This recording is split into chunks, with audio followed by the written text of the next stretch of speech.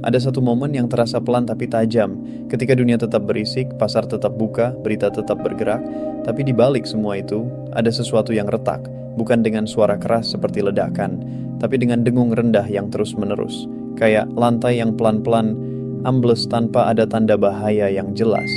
Dan di momen itu banyak orang masih sibuk membahas diskon, promo, tren baru, saham yang katanya akan terbang, kripto yang katanya bakal to the moon lagi. Padahal kalau lo berdiri sedikit lebih jauh dan lo lihat dari sudut yang lebih luas, yang terlihat justru bukan peluang, tapi tanda-tanda kelelahan dari sebuah sistem yang dipaksa terus berdiri dengan kaki yang gemetar. Dan di tengah situasi seperti ini, emas bukan lagi berdiri sebagai pilihan paling seksi untuk investasi jangka panjang. Bukan lagi sekadar aset diversifikasi. Bukan cuma pelindung inflasi di buku-buku ekonomi. Emas berubah bentuk menjadi sesuatu yang lebih primitif, lebih jujur, lebih mendasar, yaitu alat bertahan hidup, ketika kepercayaan pada semua simbol nilai mulai memudar pelan-pelan. Dan mungkin inilah bagian yang jarang mau diucapkan secara terang-terangan, karena jujur saja, mengatakan sistem kita rapuh itu seperti mengakui bahwa kita selama ini berdiri di atas fondasi yang kita cuma percaya karena semua orang juga percaya, bukan karena kita benar-benar paham strukturnya. Gue dan lo hidup di dunia di mana nilai ditentukan oleh angka di layar yang bisa berubah dalam hitungan detik. Satu keputusan bank sentral di belahan dunia lain bisa bikin harga kebutuhan pokok naik di tempat tinggal kita. Satu konflik geopolitik bisa mengganggu pasokan pangan, energi, bahkan rasa aman, dan semuanya terhubung dalam jaringan yang kompleks, cepat, tapi juga rapuh.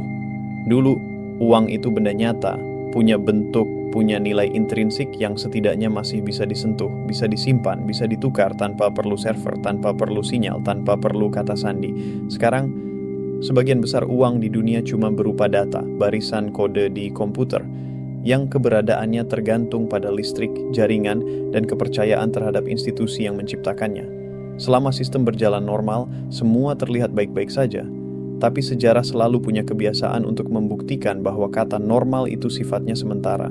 Lo bisa mundur ke belakang dan lihat bagaimana peradaban-peradaban besar runtuh, bukan karena satu kesalahan besar, tapi karena kelelahan yang menumpuk, keputusan-keputusan kecil yang salah, utang yang terus menumpuk, ketimpangan yang makin melebar, dan rasa percaya yang pelan-pelan digerus sampai habis. Saat itulah uang kertas kehilangan makna, akun bank dibekukan, tabungan tak bisa diambil, dan orang akhirnya kembali ke satu alat tukar yang bahkan di zaman kekaisaran kuno pun sudah dipercaya, emas. Bukan karena emas mengkilap atau indah, tapi karena sampai detik ini emas tidak bisa diciptakan begitu saja dari udara seperti uang fiat, tidak bisa dimanipulasi semudah angka digital, dan tidak tergantung pada janji politik atau kebijakan moneter yang bisa berubah saat penguasa berganti. Ketika inflasi datang diam-diam seperti pencuri malam, yang pertama kali dicuri bukan uang lo, tapi daya belinya, lo masih melihat jumlah yang sama di rekening lo, tapi ketika lo belanjakan, yang lo dapat sudah jauh lebih sedikit. Harga naik, kualitas turun, dan lo dipaksa menganggap itu sebagai hal yang wajar. Di titik tertentu, ini bukan lagi soal manajemen keuangan, tapi soal mempertahankan nilai dari hasil kerja lo sendiri. Dan disinilah emas pelan-pelan naik panggung bukan sebagai bintang iklan investasi, tapi sebagai benteng terakhir dari kerja keras yang tidak ingin tergerus waktu dan kebijakan yang tidak bisa lo kendalikan. Ada alasan kenapa bank sentral di berbagai negara tetap menyimpan emas dalam jumlah besar. Bahkan ketika mereka menyarankan masyarakat untuk membeli obligasi, menyimpan uang di bank, atau masuk ke instrumen keuangan modern, mereka tahu di balik semua sistem yang terlihat kuat itu selalu ada kemungkinan gagal. Mereka tidak menyebutnya dengan kata takut, mereka menyebutnya dengan kata manajemen risiko. Tapi maknanya tetap sama, bersiap untuk skenario terburuk. Hanya saja, kebanyakan orang tidak diajarkan untuk berpikir seperti itu. Yang diajarkan justru konsumsi, pertumbuhan, belanja, cicilan, dan gaya hidup yang membuat seseorang terlihat sukses, padahal rapuh dari dalam. Ketika krisis datang, yang pertama kali panik biasanya bukan yang miskin, tapi kelas menengah yang sadar mereka punya banyak hal untuk hilang. Mereka punya gaji tetap, cicilan, investasi kertas, asuransi, kartu kredit, dan semua itu terlihat sebagai jaring pengaman. Sampai suatu hari, jaring itu robek secara bersamaan. Di saat seperti itulah, emas tidak bicara banyak, tidak menjanjikan keuntungan cepat, tidak menjual mimpi. Ia cuma ada, diam, berat, nyata, dan diterima hampir dimanapun di dunia.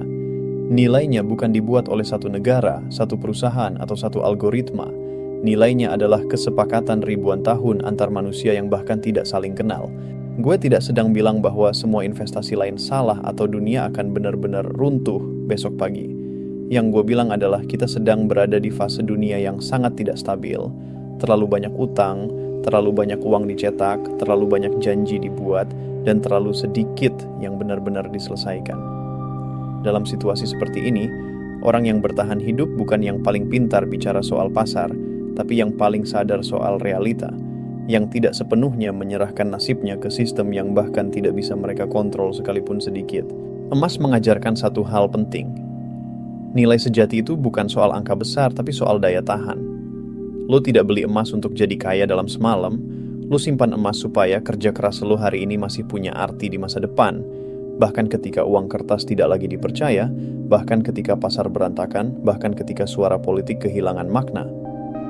Ini bukan paranoia, ini adalah pelajaran sejarah yang diulang berkali-kali dengan aktor yang berbeda dan latar yang berbeda, tapi pola yang sama. Dan yang menarik, mayoritas orang baru tersadar di saat semuanya sudah terlambat. Ketika toko emas penuh, harga melonjak, stok menipis, dan rasa panik menyelimuti udara. Pada saat itu, emas bukan lagi pilihan strategis, tapi pelampung darurat yang diperebutkan. Orang tidak lagi bertanya soal spread, soal margin, soal persen keuntungan. Yang ditanya hanya satu, masih ada atau tidak? Pertanyaan sederhana yang mengandung ketakutan besar di baliknya. Gue tidak minta lo untuk jadi paranoid, tidak juga minta lo menjual semua yang lo punya. Yang gue ajak adalah menggunakan akal sehat di dunia yang semakin kehilangan logika. Lihat realita, dengar data, rasakan perubahan di sekitar lo, dan simpulkan sendiri seberapa siap sistem melindungi lo ketika gelombang besar datang. Di saat seperti ini, emas bukan bicara soal kaya atau miskin, tapi soal siap dan tidak siap. Banyak orang bekerja seumur hidup hanya untuk menukarnya dengan kertas yang nilainya bisa diturunkan oleh keputusan yang bahkan tidak melibatkan mereka dalam diskusinya. Mereka rajin, disiplin, patuh, tapi tetap rentan. Emas, dengan segala kesederhanaannya, memberi satu bentuk kedaulatan pribadi. Kecil mungkin, tapi nyata. Lo memegangnya, lo simpan, lo kontrol. Tidak ada tombol yang bisa mematikan nilainya dari jarak jauh. Mungkin inilah saatnya mengubah cara pandang. Dari mengejar untung cepat menjadi menjaga nilai, dari spekulasi menjadi proteksi, dari gaya hidup menjadi daya hidup. Karena dunia tidak butuh lebih banyak orang yang pamer hasil, dunia butuh lebih banyak orang yang siap ketika hasil itu diuji. Dan kalau hari ini lo masih bisa berpikir jernih di tengah hiruk-pikuk janji manis dan ketakutan massal, itu sudah satu langkah lebih maju dibandingkan kebanyakan.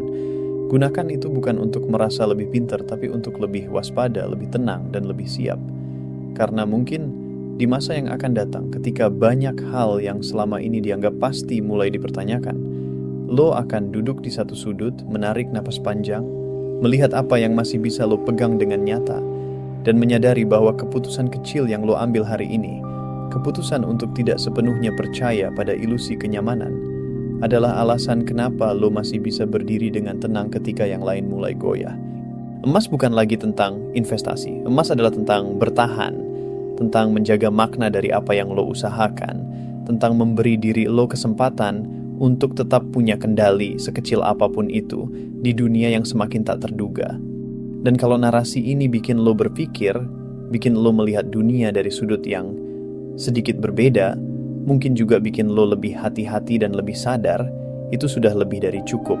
Tapi kalau lo merasa pesan ini juga penting untuk orang lain di sekitar lo bisa bantu sebarkan. Bukan karena panik, tapi karena peduli. Like kalau lo merasa ini relevan, share ke orang yang perlu perspektif baru, dan subscribe kalau lo ingin lebih banyak obrolan jujur, kritis, dan realistis tentang dunia yang sedang berubah ini. Kita tidak bisa mengendalikan segalanya, tapi kita bisa memilih untuk lebih siap.